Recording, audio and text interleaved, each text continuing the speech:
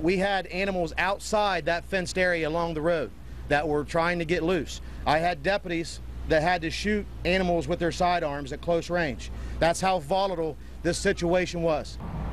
Just a startling story out of eastern Ohio, where sheriff's deputies have spent much of the night and the day hunting down nearly 50 wild animals that were set free from a wild animal refuge. The park owner threw open the cages before taking his own life. Authorities say the animals killed include 18 Bengal tigers, 17 lions, 8 bears, and a wolf. 6 animals were captured alive. They were taken to the zoo. The only animals not found so far are a wolf and a monkey.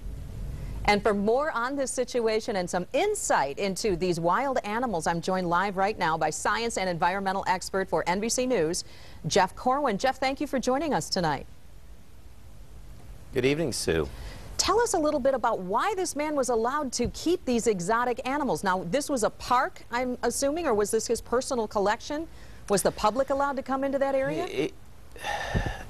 Sue, it was sort of pitched as a wildlife sanctuary refuge, but it was more like Hell's Kitchen when it came to wildlife. It was an absolutely disheveled, unsanitary place. These animals were kept in captivity and very disturbing situations and environments. And the truth is, the reason why it was able to unfold the way it did is because the state of Ohio has very poor regulations when it comes to keeping exotics in captivity.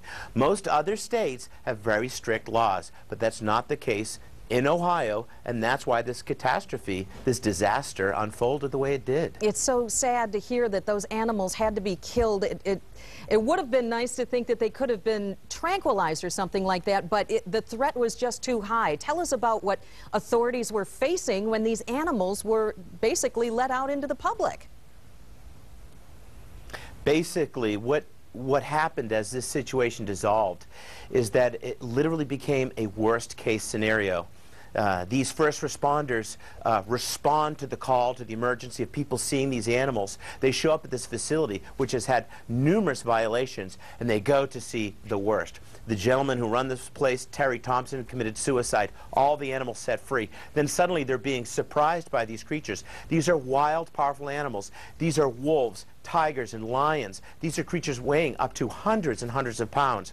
And of course, they've lived a life in captivity, so they have no fear of humans. So you can see how this could be very dangerous to the community. Yes, I think they really wanted to do their best to sedate these animals, and luckily some of them were captured alive, but unfortunately some of them, many of them, dozens, had to pay the price for something that wasn't their fault. Certainly a scary situation in Ohio. Jeff Corwin, we thank you for joining us. We really appreciate your time tonight.